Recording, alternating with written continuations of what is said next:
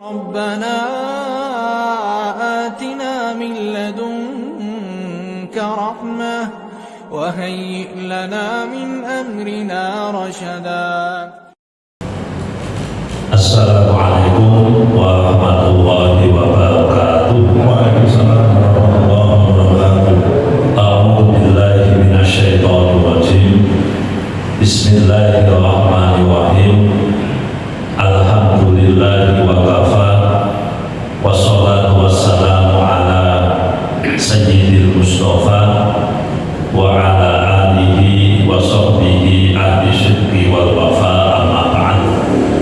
Hadirin hadirat jamaah Masjid Baitul Salam rahimahumullah, pada kesempatan yang baik ini monggo kita senantiasa memanjatkan puji syukur kehadirat Allah Subhanahu wa taala atas limpahan nikmatnya kita kembali dipertemukan dengan bulan Ramadan, bulan yang dimuliakan oleh Allah, bulan yang sangat dinantikan oleh umat Islam dalam keadaan sehat walafiat. Salawat serta salam kita haturkan pada junjungan kita Nabi Abu Muhammad Sallallahu Alaihi Wasallam. Semoga kita semua kelak di yaumil qiyamah berhak mendapatkan syafaatnya. Amin ya rabbal alamin. Bapak Ibu hadirin hadirat rahimahullah, tema kita pada kesempatan ini adalah apa yang perlu kita lakukan, amalan-amalan apa yang perlu kita kuatkan mumpung masih di bulan Ramadan. Jadi bulan Ramadan yang oleh para ulama dikatakan sebagai bulan yang penuh kebaikan, maka semestinya kita itu menambah kebaikan. Nah, apalagi Nabi itu kan pernah mengingatkan, jadi ada satu hadis yang mungkin dengan sangat ingatlah, populer. Saya kutipkan hadisnya dari riwayat Imam Tirmidzi, an Jabir bin Abdullah radhiyallahu anhu, anna Nabiyya sallallahu alaihi wasallam raqiya al-mimbar farama raqiyata jatal ula qala amin, thumma raqiya thaniyata faqala amin, thumma raqiya salisata faqala amin. Faqalu ya Rasulullah sami'naka taqulu amin thalatha marat. Qala lama raqitu darajatal ula ja'ani Jibril sallallahu alaihi wasallam faqala syafiya abdun adraka Ramadan famsalahu minhu walam yughfar lahu. Faqultu amin. Tsumma qala syafiya abdun adraka walidayhi aw ahadahuma falam yudkhilahu jannah. Faqultu amin. Tsumma qala syafiya abdun dzukirta indahu walam yusalli alaihi. Faqultu amin. Akhrajahu Ibnu Huzaimah wa fi Shahih Tirmidzi. Diriwayatkan dari Jabir bin Abdullah, sesungguhnya Nabi pernah naik ke mimbar. Ketika beliau naik ke tangga yang pertama, beliau mengatakan amin. Naik tangga kedua mengatakan amin. Naik tangga ketiga mengatakan amin. Maka kemudian sahabat bertanya, wahai Rasulullah, kami mendengar panjenengan berkata amin sampai 3 kali.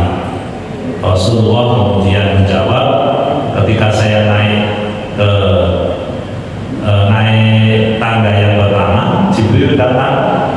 Kemudian Jibril berkata, celaka seseorang yang mendapati bulan Ramadan, kemudian bulan Ramadan itu selesai dan dia tidak diampuni. Mungkin tema ini kaitannya dengan ini supaya maksimal di bulan Ramadan.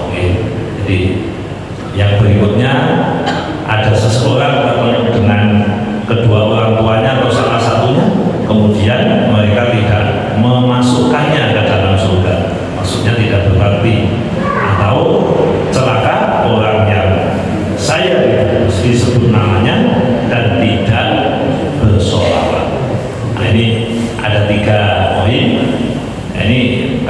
namanya bukan hadis ini kan, saya hanya mengutip hadis ini saja. Paling tidak kita akan ambil dari hadis ini dua yang pertama dulu ini mimbarnya Nabi itu tangganya ada 3. Makanya kan tangga pertama amin, tangga kedua amin, tangga ketiga amin.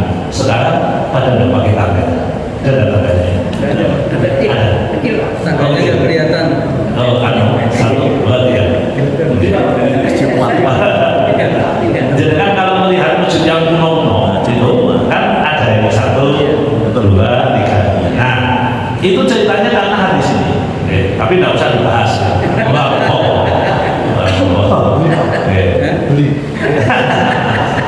Ya, tinggal kasih tangga. Kalau tidak tangga itu pakai ini. Makanya kalau saya Jumatan itu, kalau Allahumma sholli ala Muhammad, langkah 1. Tapi tidak ada tangganya. Langkah kedua tidak ada tangganya. Mungkin orang yang tidak tahu kan, apa kan tidak melakukan betul. Kenapa?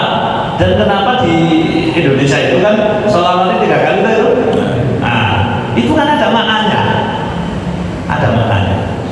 Jadi ceritanya karena hadis ini adalah dianggap hasan sahih, hadis ini valid. Hadis ini bisa dipertanggungjawabkan keabsahannya oleh para ulama. Nah, dikatakan bahwa zaman Nabi itu memang tangganya 3. Itu. Nah sekarang yang bikin apa ini? Mimbar itu kan tidak tahu ilmu fikih. Jadi dulu awal kali yang merintahkan Nabi bikin mimbar itu Nabi. Dulu kan Nabi pakai tongkat dan juga sandarannya itu pohon, batang pohon. Begitu ganti mimbar, ini pohonnya nangis loh Bapak Ibu. Ya Rasulullah, saya tidak dipakai lagi, jangan pakai mimbar. Itu ada di Sahih Bukhari itu ceritanya. Nah, jadi ono cerita cerita, tapi kan materi kita bukan itu. Nah kita pakai monggo. Oke. Nah jadi Bapak Ibu, karena tema kita adalah apa yang perlu kita lakukan. Yang pertama, supaya kita tidak termasuk yang terdoakan oleh Jibril bahwa ini orang celaka. Karena orang celaka salah satunya dia menemui bulan Ramadan tapi lewat begitu saja tanpa diampuni dosanya. Maka apa yang perlu kita lakukan? Pastikan atau upayakan, jangan pastikan, upayakan jenengan itu diampuni dosanya. Nah bagaimana supaya diampuni dosanya di bulan Ramadan? Sebenarnya saya pernah sampaikan juga sebelumnya atau di waktu-waktu sebelumnya juga sempat kita sampaikan 2 hadis yang sangat populer, sering disampaikan penyampai ulum di bulan Ramadan. Man shoma Ramadana imanan wa ihtisaban ghufira lahu ma taqaddama min dzambi. Supaya kita tidak termasuk doanya Jibril tadi. Barang siapa yang puasa di bulan Ramadan dengan iman dan mengharap pahala dari Allah, maka diampuni dosa-dosa masa lalu. Kalau dengan puasa itu kan 29 atau 30 hari. Artinya ada pengulangan sebanyak itu. Mosok yo siji ora mesti nyantel. Masa ya tidak ada yang iman karena iman juga karena ikhlas? Masa tidak ada? Nah, mumpung kita punya kesempatan, maka silakan kita perbaiki puasa kita ini. Apa yang kita perbaiki? Imanan. Karena iman itu di hati, Bapak Ibu. Tidak ada tidak ada keinginan kita berpuasa kecuali karena iman kepada Allah. Sekali lagi, iman itu fil qalbi, di dalam hati. Kalau saya mengatakan, mengproklamirkan saya puasa karena iman, ya boleh dipercaya, boleh tidak. Wong itu urusan hati saya dengan Allah. Makanya di niat Ramadan yang diajarkan di masjid Ya, secara tersirat Imam Nawawi itu di kitab Rawdatul Thalibin sudah mengingatkan nawaitu shauma ghadin, meskipun rancangannya ini akhirnya ditambahi oleh beberapa ulama. Nawaitu shauma ghadin an adai fardhi syahri Ramadhani hadhihi sanati. Ada kalimat ini lillahi ta'ala, itu dalam rangka mengkondisikan hati supaya kita itu puasa karena iman dan juga karena Allah, bukan karena yang lain. Nah, monggo itu bisa menjadi salah satu ikhtiar yang kita upayakan. Jadi caranya, ya puasanya sih benar. Nah, supaya benar itu yang pertama adalah harus mengikuti kaidah aturan syariat. Oke. Jadi di pengajian saya selalu mengatakan yang utama itu syariat, yang utama itu aturan. Kenapa kok saya bolak-balik menyampaikan ini? Sebab di zaman modern seperti saat ini, betapa besarnya mudahnya kita mengakses informasi, maka kita bingung. Maka yang kita pegang kalau bingung apa? Syariat. Yang kita pegang adalah aturan Gusti Allah. Dalil kita cetok. Semua yang berkaitan dengan urusan syariat harus tunduk kepada dalil Quran, hadis, ijma' qiyas. Karena kita bermadhab Syafi'i. Jadi harus tunduk pada aturan itu. Nah, termasuk puasa. Yang ono wong poso. Lho, poso niku kan konteksnya menahan diri. Aku ora ngomong, aku ora ngrasani, tapi ngombe. Ini poso bener. Boten. Walaupun mungkin secara harfiah ada temennya ini yang puasa tapi gak berani ngaku sih ngrasani. Nah, jadi ana wong ora poso, aku sih puasa itu kan cukup di hati. Yang penting saya itu tidak pernah nyakiti orang lain, kan menahan diri. Nafsu sudah saya tahan, saya sudah tidak ngata-ngatain orang, saya sudah tidak ini. Berarti kan saya sudah puasa secara hakikat. Tapi ngombe, ya kita tolak Bapak Ibu. Loh, kenapa kita tolak? Nah, syariatnya puasa tidak untuk ngombe kok. Nah, itu syariat. Jadi dengan kalau mengatakan puasa karena Allah, itu puasanya harus benar dulu. Kalau tidak benar menurut aturan syariat, tidak bisa. Makanya kemarin kan sebelum puasa satu hari kemarin itu kan kita sampaikan definisi puasa itu kan mencegah atau menahan diri dari yang membatalkan puasa. Dari yang membatalkan puasa. Apa yang membatalkan puasa? Makan, minum, hubungan suami istri, terus kemudian memasukkan sesuatu ke manfaat dan seterusnya. Itu harus dipahami. Oke. Harus dipahami dengan baik. Masalah perbedaan hal berkaitan dengan para ulama itu kita harus menghargai.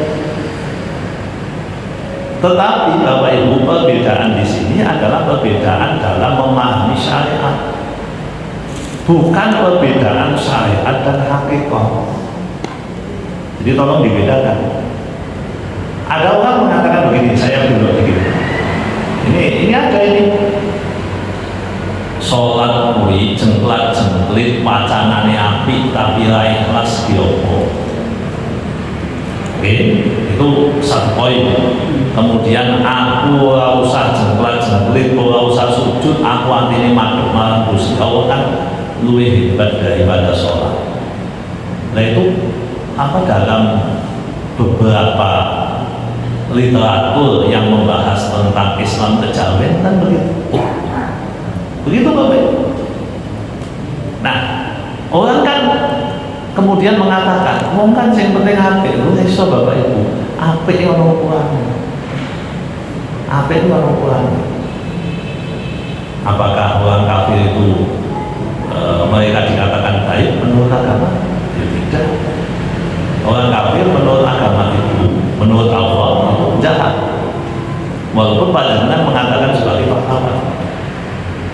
Makanya kita kan punya alat ukurnya, termasuk puasa. Oh, puasa ini alat ukur itu syariat. Nah, jadi kalau panjenengan ingin mendapatkan ampunan dari Allah, yang pertama puasalah dengan baik. Syariatnya diceteli. Nah, supaya mendapatkan tambahan poin, maka kita harus menjaga lisan kita jaga, kemudian pikiran kita jaga, tangan kita jaga, dan seterusnya. Itu tambahan poin, namanya aksesoris. Itu aksesoris Bapak Ibu. Artinya begini, kalau ada orang yang puasa kemudian dia tidak meninggalkan kata-kata jahat, kata-kata jelek, Allah itu tidak butuh puasa orang tersebut. Apa yang dimaksud hadis itu? Atau ada satu hadis Rasulullah mengatakan, banyak orang yang puasa tidak memperoleh sesuatu kecuali lapar dan dahaga. Apa maksud hadis itu? Itu kan harus dijelaskan oleh ulama ahli hadis, harus dijelaskan oleh mufassir hadis, tidak boleh dijelaskan oleh orang ahli bahasa saja. Misalnya ahli linguistik, ahli bahasa, hanya otak-atik bahasa. Nah, otak-atik bahasa dari ini mesti kaya sholat mau. Sholat itu secara bahasa doa loh Bapak Ibu. Jadi sholat secara bahasa itu doa. Makanya orang sholat itu doa menurut bahasa. Tapi menurut syariat bukan. Sholat bukan doa. Doa bagian dari sholat. Tapi sholat itu adalah satu perbuatan tertentu yang diawali dengan takbir dan diakhiri dengan salam. Nah, jadi perbuatan tertentu itu berarti ada kaidah-kaidahnya. Satu perbuatan yang diawali dengan takbir, diakhiri dengan salam. Jadi doa itu bukan sholat. Ya Allah, berikan saya kemuliaan, itu bukan sholat, tapi itu doa. Doa. Makanya dalam guyonan Arab, guyonan orang Arab zaman dulu, bahasanya saya itu sholat tanpa wudu. Nah kan sholat maknanya doa. Doa tanpa wudu kan boleh. Jadi itu kaitannya dengan syariat. Oke. Jadi yang pertama Bapak Ibu, monggo kula jenengan bisa memperbaiki puasa kita, syariatnya diperbaiki, hakikatnya diperbaiki, maka insya Allah akan diampuni dosa. Ya, Nabi memang bicara begitu. Jadi kalau dihubungkan dengan hadis riwayat Ibnu Huzaimah tadi yang saya kutip di awal, sungguh rugi orang yang puasanya tidak benar, celaka orang itu, dan diamini oleh Nabi, diucapkan oleh malaikat Jibril. Lu tujuan puasa, tujuan itu nanti Bapak Ibu. Puasa tujuannya supaya bertakwa, itu tujuan Pak. Tujuan itu ada yang tercapai, ada yang tidak tercapai. Kalau orang yang baik, orang yang mulia, tentu tujuannya terwujud. Jadi puasa ada efeknya, puasa ada asalnya, puasa ada tujuannya. Yang kedua, hadis yang hampir sama, man qoma Ramadan imanan wa ihtisaban ghufira lahu ma taqaddama min dhanbi. Barang siapa yang qiyam Ramadan, sholat malam di bulan Ramadan dengan iman dan mengharap ridho dari Allah, maka dia akan mendapatkan ampunan dari dosa-dosanya yang telah lalu. Ini sama dengan tadi. Cuma yang ditekankan di sini adalah qiyam Ramadan, berdiri sholat di bulan Ramadan. Nah, ini sholat apa ini? Apakah sholat tersendiri ataukah sholat tarawih? Nah, ini para ulama tidak semuanya sepakat. Ada yang mengatakan ini sholat sendiri, atau pokoknya sholat yang itu berhilang. Bahwa sholat tahajud, bahwa sholat hajat maupun sholat mutlak maupun sholat ba'diyah maupun sholat qabliyah maupun sholat witir, yang penting qiyam Ramadan. Ada yang bicara begitu. Sebagian ulama mengatakan sesuai dengan kalimatnya qiyam Ramadan, sholat malam di bulan Ramadan. Tapi kayaknya sebagian besar mengatakan ini sholat tarawih. Kayaknya sebagian besar ulama menyebut bahwa ini sholat tarawih. Makanya hadis itu juga dimasukkan di bab sholat tarawih, tarawih dan witir. Nah, kalau bicara tarawih ini kan di kita ini kan rakaatnya ada 8 ada 20. Kalau di lingkungan kita itu ada yang sholat tarawih pakai 8, ada sholat tarawih pakai 20. Monggo dua-duanya boleh, silahkan. Tapi referensi ini kudu dikose. Untuk yang tarawih 20 itu mengikuti mazhab Syafi'i, Hanafi, Hambali. Itu di 3 mazhab tadi menggunakan rakaatnya 20. Mazhab Maliki menggunakan rakaat 36. Nah, jadi kalau mazhab 4 itu pakainya 20 dan 36. Nah, sing 8 mazhab sapa?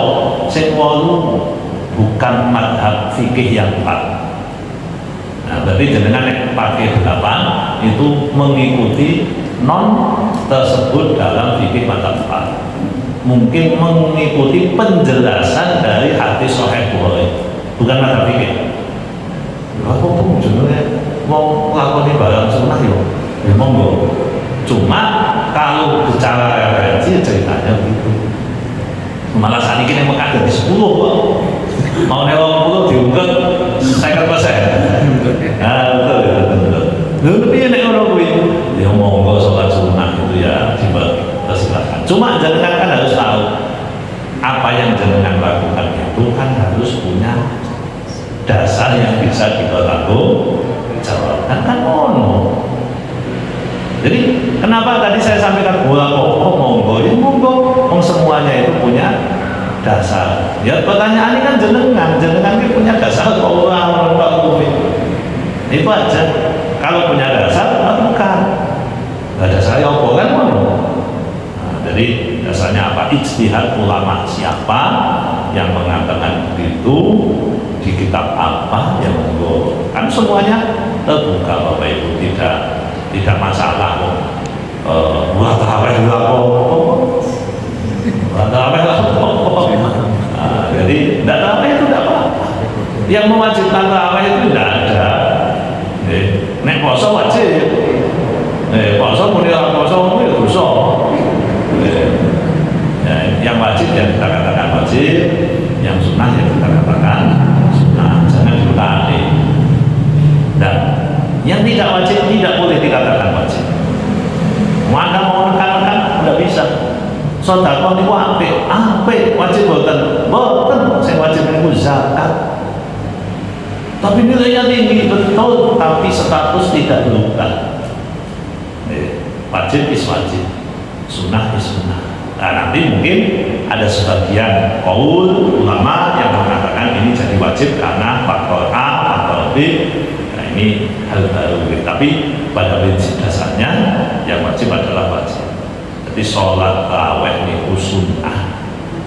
Nek orang sing muni wajib yo boten bener, boten bener.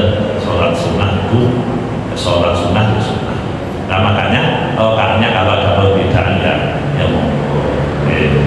Karena kita itu kan punya banyak penafsir. Ya kalau penafsirnya cepat sih tidak masalah. Nah, ditafsirkan di dewi ini bukan masalah. Ditafsirkan di dewi lah ya kacau. Nah, ditafsirkan di dewi ini bukan nganggo metodologi seperti apa? Ya, jadi harus lebih hati-hati lah. Makanya bukan kemarin ya, beberapa bulan yang lalu itu kan ada cerita, ada dokter yang dikonsultasi ini pasiennya. Nah, dokter ini ku pembaca Quran, terjemah, pembaca terjemah Quran. Lalu pasien ini cerita, dok, saya ini kok headnya tidak lancar, head saya itu kan tidak normal. Nah, saya itu pusing. Kenapa pusing, Bu? Sholat saya kan susah. Sholat saya kalau head kan saya tidak sholat. Nah, besok berhenti head lagi, saya bingung. Apa komentar dokternya? Loh, kamu itu salah enggak? Wong head itu wajib sholat. Dokter ini yang mengatakan, ya, dokter spesialis ahli pasien ini banyak. Kan kaget kok ini. Loh, kok begitu dok? Setahu kami orang head itu tidak boleh sholat. Kata siapa? Quran menyebutkan. Dan mereka bertanya tentang orang head, katakan bahwa head itu adalah darah kotor. Maka jauhilah olehmu perempuan pada saat head. Sing dikongkon nilai hubungan suami istri, sopo sing lain sholat. Nabi, tidak bisa diterima. Qurannya bicara begitu. Menurut ono Pak, ning Instagram ono, ning itu ono. Begitu saya cerita begitu, ada salah satu jamaah cerita, Ustaz, yang dengan maksud si Fulan, oh gitu, ya. Terus dia cerita, saya pasien ini, anak saya lahir karena dia spesialis objin ya. Jadi anak saya lahir lewat itu, mau tahu? Mungkin memang orangnya itu, kalau istri saya mau bahas itu, saya disuruh bagus. Tapi saya ini setengah nafsir ke Dewi sudah dipanggil sama majelis ulama, orang belum. Anda yang salah, Anda bicara begitu. Nah, zaman saat ini mono-mono ini ono. Nah, kalau itu kan kita harus lebih hati-hati. Ada, konten Instagramnya ada, di anu juga ada. Rasa budaya masalah. Nah, ini yang kedua, amalan apa yang bisa kita lakukan? Yang ketiga, Bapak Ibu, di bulan Ramadan ini banyak amalan yang bisa kita lakukan sebelum kita menyelesaikan bulan Ramadan ini. Apa? Baca Quran. Nah, ini yang standar saja. Baca Quran. Kalau tidak bisa baca Quran, ya dengerin orang baca Quran. Jadi kalau jenengan tidak mampu baca Quran sendiri, Kulon itu iso Pak, tapi gini kelemahan itu kalau mau Quran 5 menit mandel dan nopo ngantuk. Nah, udah jangan dengar saja orang lain. Tapi ojo mendengarkan MP3. Ya, dengarkan orang. Ben suaranya langsung suara menungso. Jadi dengarkan orang membaca Al-Quran. Apa yang dimaksud dengan mendengarkan, itulah yang disebut dengan tadarus. Tadarus itu siapa yang awali? Rasulullah. Jadi Bapak Ibu, kalau di bulan-bulan biasa Nabi itu membaca Quran ya membaca saja. Tapi kalau di bulan Ramadan Rasulullah itu didatangi malaikat Jibril, lalu Nabi membaca, malaikat yang menyimak. Nanti disesuaikan, Muhammad ini tempatnya di sini, ini tempatnya di sini, dan itu tiap Ramadan selama Rasulullah hidup. Nah, jadi Bapak Ibu, galakkan tadarus. Tadarus itu artinya apa? Membaca secara gantian atau satu orang, yang lain nyimak. Yang lain nyimak. Itu bagus di bulan Ramadan. Wabil khusus pada orang yang, mohon maaf, bacaannya atau kacau, ya, supaya bisa saling mengingatkan. Yuk Bapak dibaca ya, kemudian sesudah didengarkan ada yang salah diingatkan. Sing penting yang dielingi ojo nesu ojo untung itu mawon. Saya wong tua niku nek dielingi cok nesu kalau untung. Menapa aku salah-salah dong salah itu salah loh Bapak Ibu. Malah dalil Anda belum tentu benar. Allah saja yang maha benar. Loh piye nek ngono kuwi? Dalil itu kudu pas lone to. Kudu pas lone. Kan ayo ikane orang zaman sekarang kan ngono, Pak. Anda jangan mengatakan itu yang benar, yang lain salah. Karena apa? Yang tahu kebenaran hanya Allah. Lebih itu yang tahu kebenaran hanya Allah. Emang Quran tidak mengajarkan kepada kita tentang kebenaran. Emang Rasulullah mengajarkan kepada kita bukan tentang kebenaran. Lalu orang sholat maju midul, jangan mengatakan, wah itu kan perbedaan pendapat dan apa? Kok itu kan Gusti Allah? Nah kan tidak bisa. Engkau bojone jangan digawa, itu kan bagian dari dinamika hidup. Tidak bisa Bapak Ibu. Ada ukurannya, ada ukurannya. Jadi jangan sampai kebenaran itu jadi bias. Terus monggo kula njenengan tadarus yang salah dan diringi kancane. Rasa isin. Rasa isin. Jadi tadarus berapa? Tadarus kita tahu gitu. Ya betul apa-apa, betul wajib Pak, betul wajib. Tapi kok orang manut, orang pakai manut kawan Nabi. Ini betul wajib. Bersama bawa diketik pun Pak. Terima kasih Bapak Ibu, itu yang mungkin bisa saya sampaikan. Semoga manfaat. Kurang lebihnya mohon maaf. Monggo dilanjut tanya jawab. Betul disampaikan salah satu utama pemberontakan adalah tadarus dan baca Quran. Standarnya sama dengan pilihan dan sana-sana saya alhamdulillah. Pun monggo langsung saja tak saya buka dulu. Ustaz mohon dijelaskan tentang ketentuan zakat perhiasan.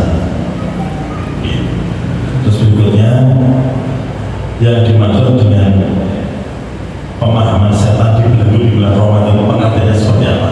Seperti itu dulu Pak. Kalau yang bertanya silakan dipersiapkan. Jadi teman-teman, yang pertama Bapak Ibu, menurut fikih madhab Syafi'i, emas yang dibuat perhiasan itu tidak wajib zakat. Jadi dengan nek pengen ora zakat, kan tuku gelang kalung sing gede. Itu tidak wajib zakat. Menurut madhab Syafi'i. Jadi tidak ada wajib zakat itu pada emas yang dipakai perhiasan. Asal perhiasannya halal. Maksudnya piye? Kanggo wong wedok. Nek bapak-bapak kok punya emas perhiasan kan tidak boleh, berarti wajib zakat. Makanya bapak-bapak jangan kalau punya emas perak dan sebagainya yang jumlahnya banyak itu kasih istri aja. Jadi tidak wajib zakat. Begitu. Jadi pertanyaannya tadi, bagaimana ketentuannya? Menurut madhab Syafi'i tidak wajib. Nah, itu. Nah, menurut madhab lain ada yang mengatakan wajib. Makanya nanti kan kita, kenapa tadi saya sampaikan dan selalu saya sampaikan, kita itu harus punya dasar yang cetos ya. Benar-benar bingung bahwa perbedaan itu ada di mana-mana antara para ulama. Kalau berbeda itu tidak masalah, karena semua ulama pasti punya referensi yang bisa dipertanggungjawabkan. Ya tentu ulama yang mutabar ya, ulama yang memang diakui keulamaannya oleh ulama lain, bukan oleh orang awam. Ulama. Iya. Nah orang awam lah, kok jubahan lebih mengikuti apa di ulama. Kan ulama apa nggak punya hubungan baru. Betul ulama ini. Iya sama ulama, sesama ulama. Jadi sesama orang alim itu tahu, Bapak Ibu, oh ini celemek, ini benar, ini sesuai dengan referensi itu tahu. Cuma kan tidak membuka. Paling nek ngandani itu lama-lama toh. Jadi banyak ini nggak usah toh. Nek zaman saat ini ada apa? Kenapa? Ngono mesti. Jadi kritis dan apa dinamis tadi. Jadi kritis dan dinamis. Nah, jadi dalam bahasa Syafi'iyah itu tidak ada zakatnya. Kalau tidak ada zakatnya, tidak ada teknisnya. Nah kalau mau dengan zakati, ikut madhab lain. Ada satu madhab yang mengatakan emas itu dizakati. Nah ini enaknya, tidak usah sampai senisok. Walaupun ahli-ahli setunggal tetap dizakati, cuma seumur hidup sekali.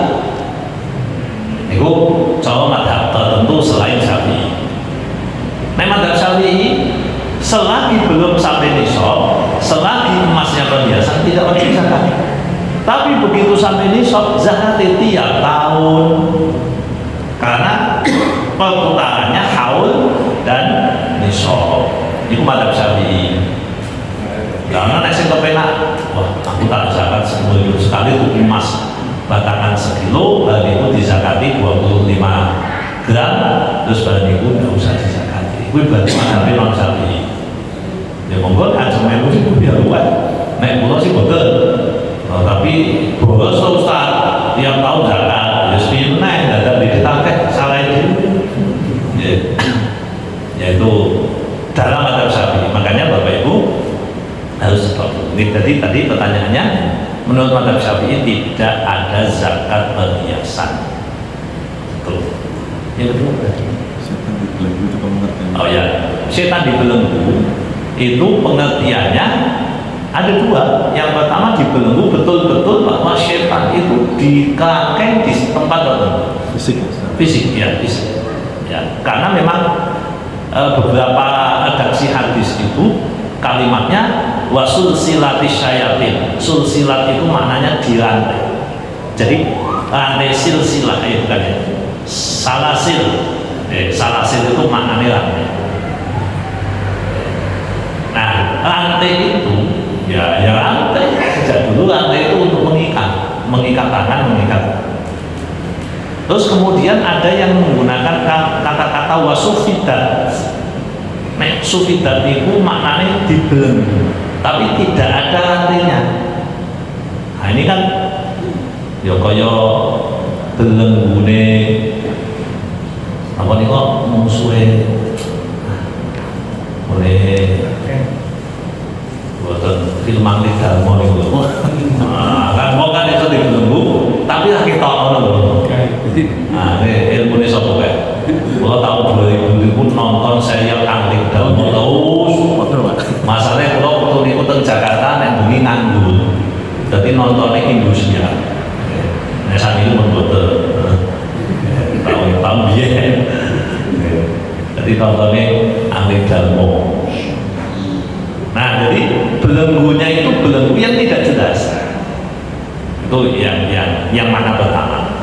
Yang mana kedua, yang dimaksud dibelenggu itu, jadi itu makna majas. Maksudnya tadi, ketika jenengan lapar, maka syahwatnya jenengan itu melemah. Ngono betul ya? Jadi keinginannya bermaksiat itu melemah. Wong lapar, makanya wong poso kelentuk untuk urusan maksiat itu boleh. Lemas, mau ngapa-ngapa yang urusannya maksiat lemas. Karena apa? Setannya dibelenggu. Jadi maksudnya setan dibelenggu seperti itu. Ketika kita puasa, kita jadi lemah sehingga daya dorong godaan setan itu tidak kuat. Tapi kan yang kedua ini tesisnya sangat mudah dipatahkan. Apa mudah dipatahkannya? Lalu kok akeh wong maksiat padahal poso. Wong poso udah cangkas-cangkas saya maksiat. Ngrasani saya tetep ngapusi yo sing tukang tiru yo iso saya jelas ya. Tidak ada penghambat-penghambatnya sama sekali. Jadi ya tesis ini kan tentu bisa diperdebatkan ya antara yang pertama dengan yang kedua. Tapi kok kayaknya Bapak Ibu, para ulama kok lebih memilih banyak yang pertama. Jadi setan ini memang dibelenggu dengan bentuk fisik. Jadi dia umpamanya saya berkeliaran ini saya dicekeli di borgol benar. Tapi kan di borgol kan tangannya itu ya tutupi saya ngomong malam atau dengan bentuk-bentuk yang lain yang kita tidak tahu. Oke. Nah jadi yang jelas pada saat bulan Ramadan ini memang redaksi Nabi itu ada beberapa yang paling populer tadi sufitati syayatin terus ada yang sulsilati syayatin, itu hadis versi Bukhari Muslimnya begitu. Jadi dibelenggu benar-benar dibilang. Ada. Silakan Bu. Oke, kalau topiknya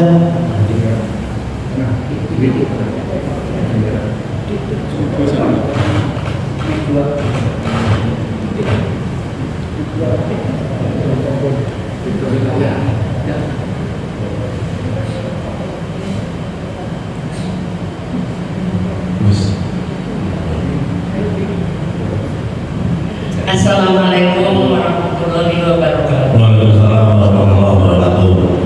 Saya mau bertanya tentang sholat tarawih tadi. Saya cerita dulu ini. Umur saya memang udah mau masuk 72 tahun. Lalu udah 3 bulan ini saya kayak punya penyakit ini. Kalau udah duduk itu kayak gelingan gitu. Terus berhubungan dengan sholat, saya itu kalau sholat wajib biasa gerakannya bagian kopiah itu biasa gerakannya mengikuti. Lah untuk sholat taraweh, saya kalau mau taraweh itu duduk di kursi dan ambil di belakang yang tidak mengganggu yang lain. Lah yang saya mau tanyakan, apakah boleh nggak apa-apa atau mengurangi kalau pahala itu Gusti Allah yang tahu, dan dibolehkan apa enggak, menyalahi apa enggak, karena berhubungan dengan penyakit saya suka mau keringan ambruk itu daripada ganggu yang lainnya. Saya duduk di kursi. Itu aja yang saya tanyakan. Assalamualaikum warahmatullahi wabarakatuh. Waalaikumsalam warahmatullahi wabarakatuh. Satu lagi, silakan. Assalamualaikum warahmatullahi wabarakatuh. Waalaikumsalam warahmatullahi wabarakatuh. Saya mau tanya Pak, tanda-tanda puasa yang diterima Allah itu seperti apa? Itu Pak. Terima kasih Pak. Terima kasih. Ya, yang pertama mengenai sholat tarawih. Jadi ada satu aturan dasar dalam aturan agama kita, kata Nabi kepada sahabatnya, sholli qa'iman, sholatlah sambil berdiri. Jadi berdiri itu rukun sholat. Makanya sholat ini memang penekanannya banyak, penekanannya kuat. Ya kalau sholat saya dibahas ini yang 70 kali kurang lebih perintah sholat di dalam Al-Quran. Ya memang itu. Terus cagai agama itu sholat. Dan cagai betul di open ambruk. Ya memang sholat. Nah makanya aturan sholat itu sangat banyak, detail, cetok, aturan-aturannya jelas. Nah termasuk salah satunya adalah berdiri jika mampu. Karena jika mampu itu masih dipelet-peletin lagi, dijelek-jelekkan lagi. Mampu berdiri itu apa sih standarnya?